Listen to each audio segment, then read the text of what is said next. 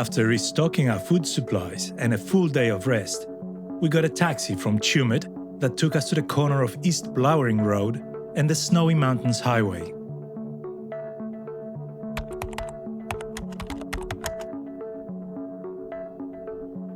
We follow Blowering Road for about 4 kilometers. It's a quiet country lane, sealed, but there's no traffic. We are now 150 kilometers from the start of our hike.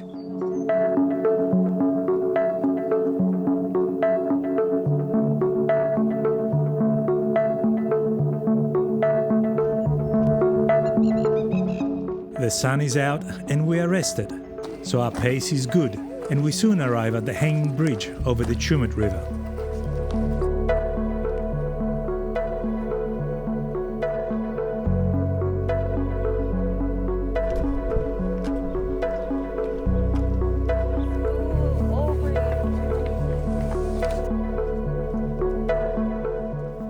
That huge stone wall on the left is the outer side of the Bowring Dam. To get to the top, we climb steeply for about 150 vertical meters, but not before taking a short, unplanned detour. Okay, where are we supposed to be? Down here. Oh, I think you're right. Let's go back.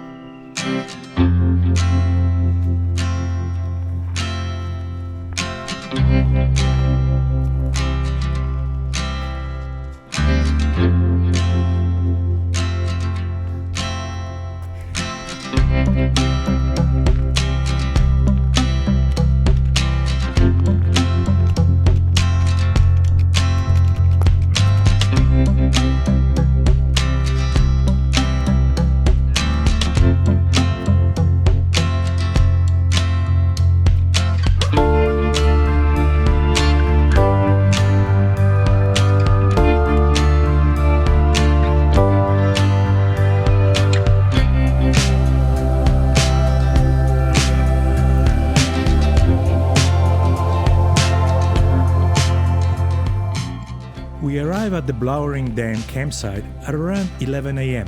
and, after a short break, decide to continue on to the next one.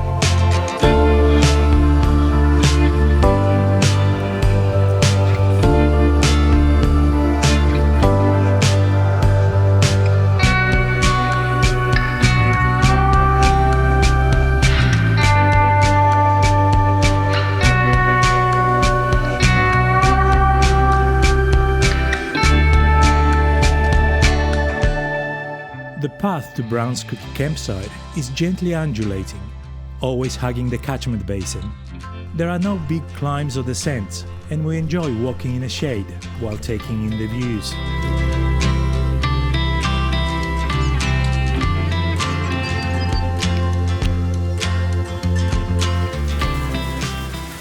The weather turns on us right after we set up camp, with rain and even a short period of hail. The campsite itself is nestled in what looks like a washed-up riverbed that feeds into the catchment.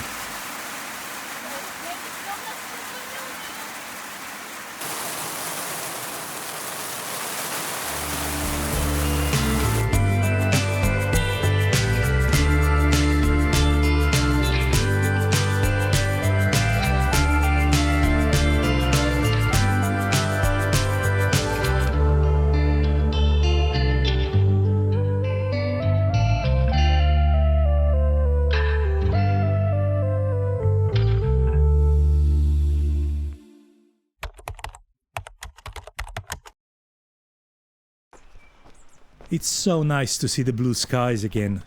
Walking is so much easier on a cool and sunny day like today. And everyone's happy.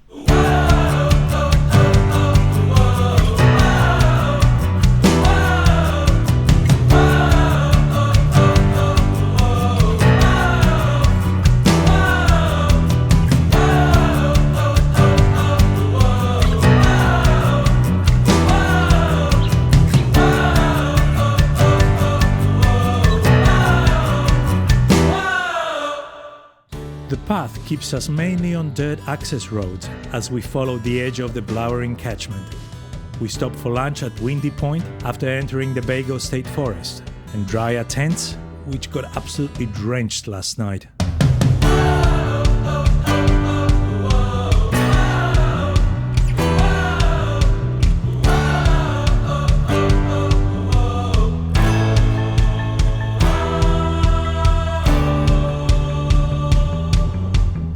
The Yellowin campsite has a picnic table but no shelter. Water needs to be sourced from the lake, which is a bit of a walk.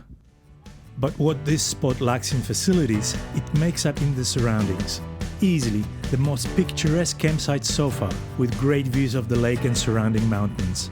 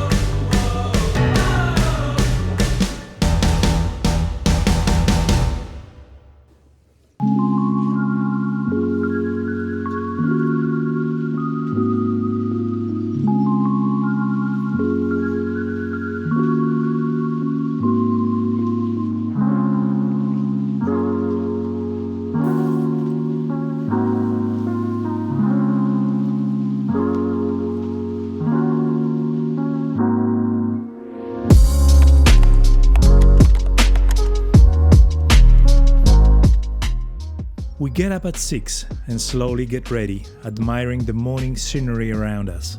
The path continues to run the lake, but we soon turn inland and start trending up.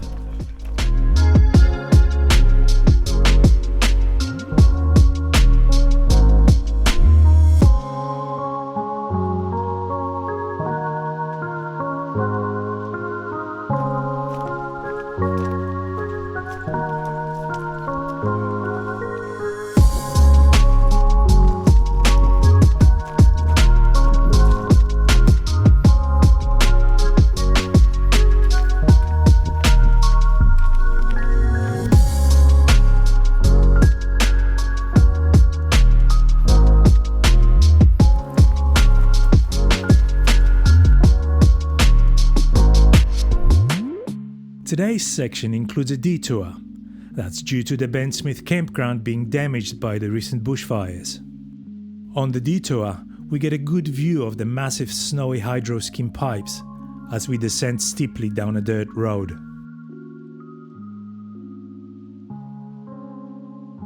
We find a nice flat strip of grass beside the trail, with just enough space for our 2 tents. A little stream nearby provides a great water source.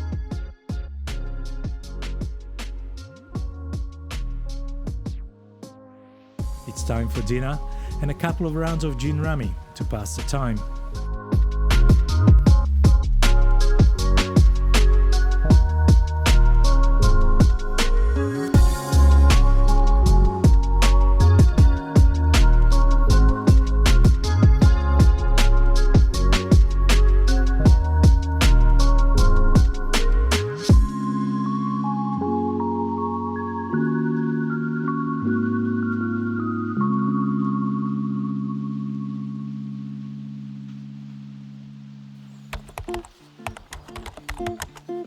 Today is going to be a hard day, so the two of us set out early, knowing Shan and Dave would catch up to us in no time. Unfortunately, in our eagerness to get some morning miles in, we miss a turnoff and continue up a steep hill for about 1 kilometer or so before we realize we are off track.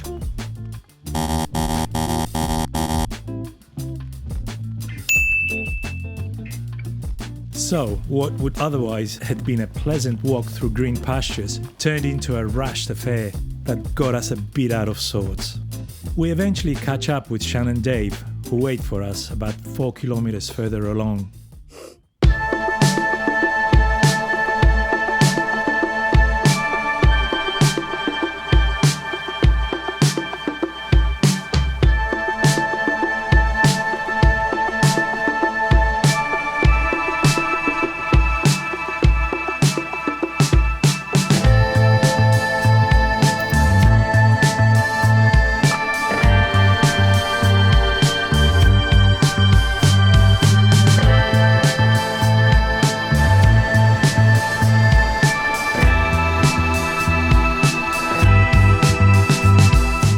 From here on, it's pretty much all uphill.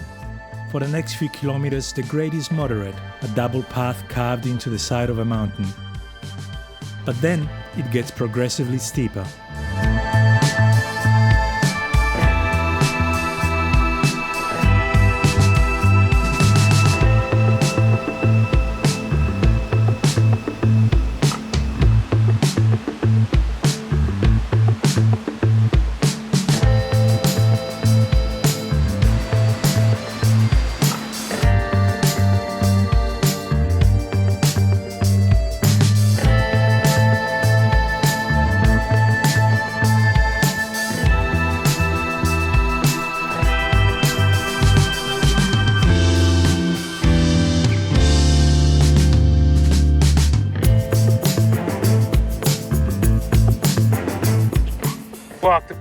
Walk the plank.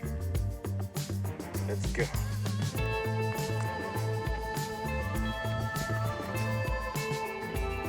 Our progress is slow as we struggle uphill.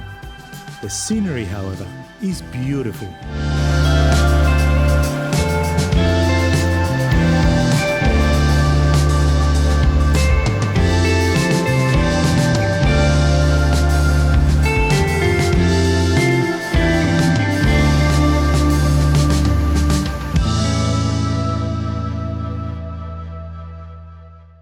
We pass by the huge and thunderous Buddong Falls, made up of numerous smaller waterfalls that continue all the way up to the top.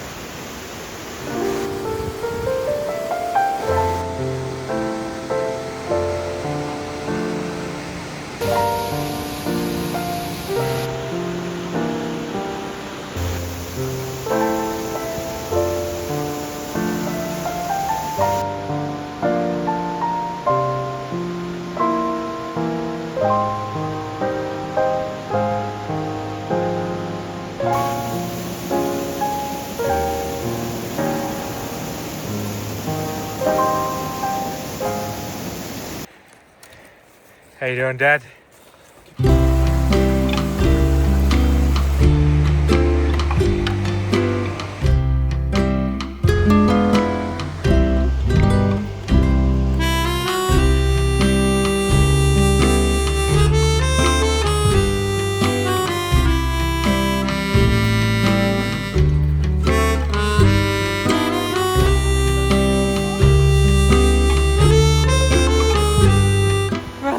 Break. It's too steep.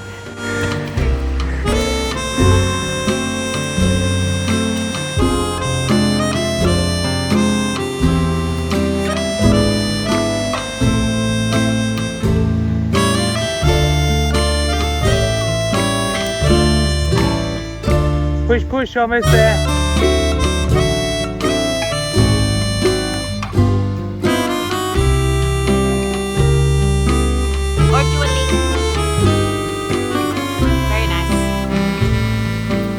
We finally arrive at the campground, which is quite cozy and positioned over 3 levels. The rushing river is very close and it's our source of water.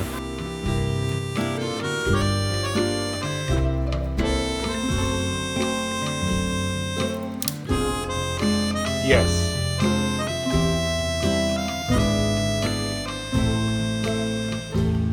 Oh, don't drop it.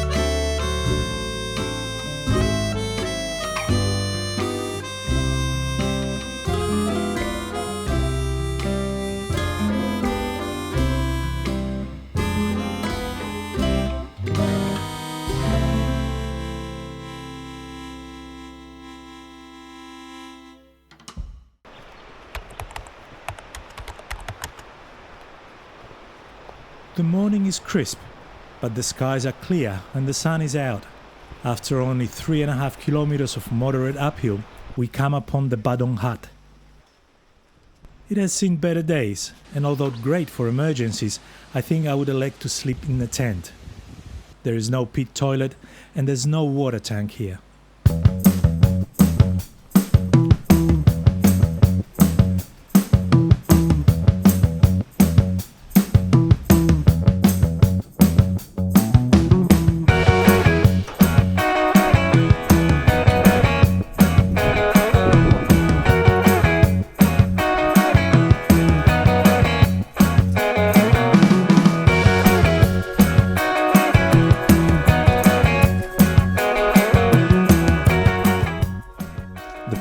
day leads us through an eucalypt forest and keeps going uphill for most of the day.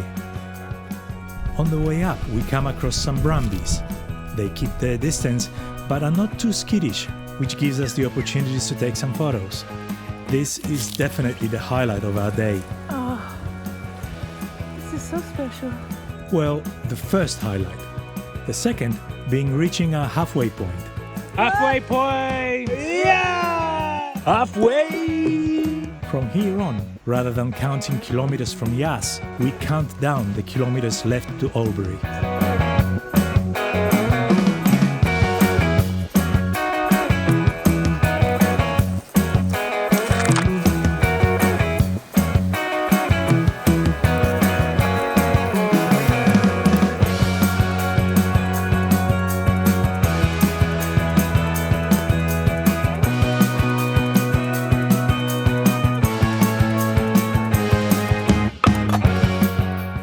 After the highest point of the day, the path starts trending down until we finally arrive at the Paddy's Dam campsite. So deluxe. Chairs and tables inside. And sleeping platform. Delight. For playing cards. And there's a toilet up there. The site looks brand new, or perhaps freshly rebuilt, with a really nice shelter, undercover tables, a sleeping platform, and even some hooks to hang our stuff on. The sun is still up, so we lay out all our tents and sleeping bags, all still pretty damp from the previous night.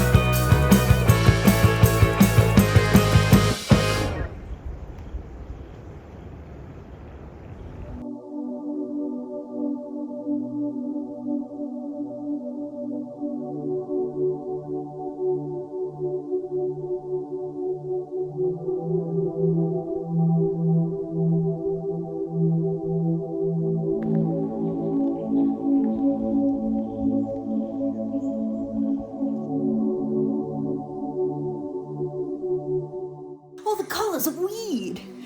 Colours are so weird.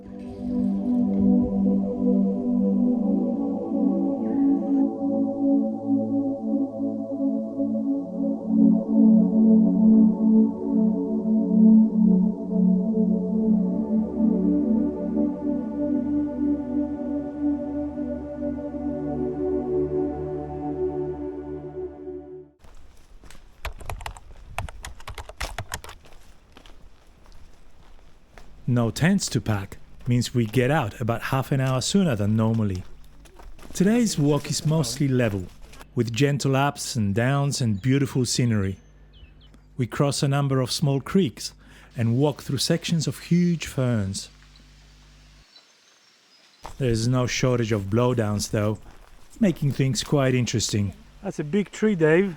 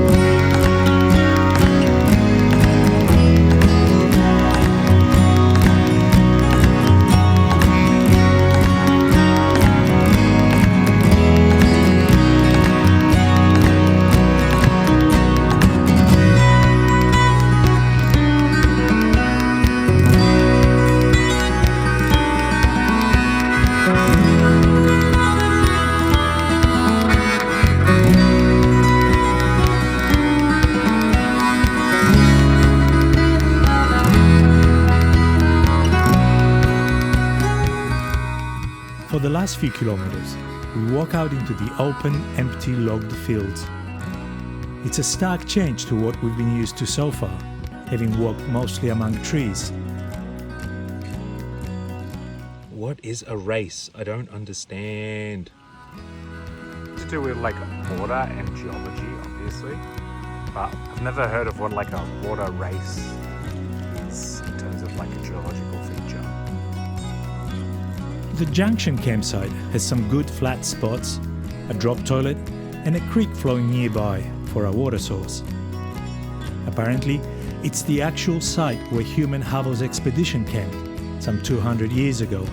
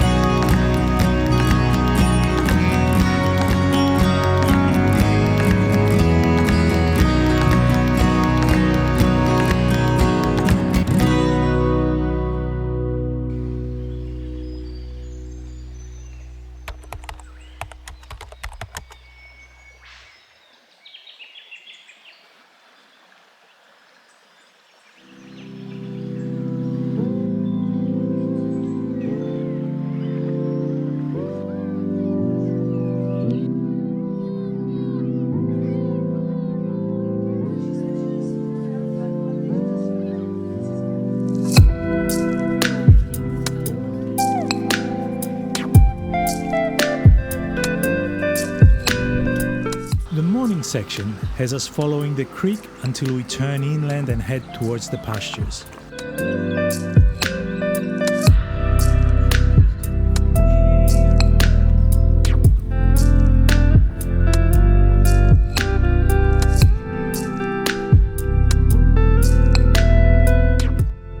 We climb over numerous A-frame step ladders. Some of those fences are electrified. That's worth noting when you're carrying trekking poles.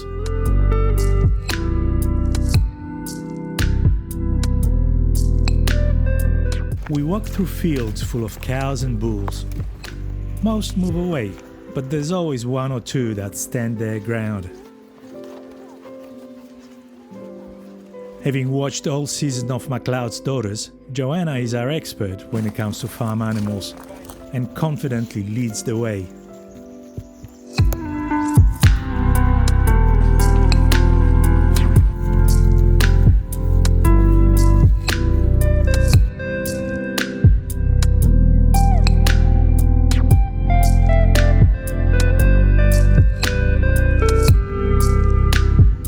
We eventually arrive at the Henry Angel campsite. The original plan had us stay here for the night, but we get lucky with a last-minute cancellation allowing us to check in at Tumbarumba a day earlier. Since there are no taxis or bus services in Tumbarumba, we decide to just walk to town. It's an 8-kilometer uphill road walk that's neither pleasant nor scenic. But hey, tonight we'll have burgers for dinner.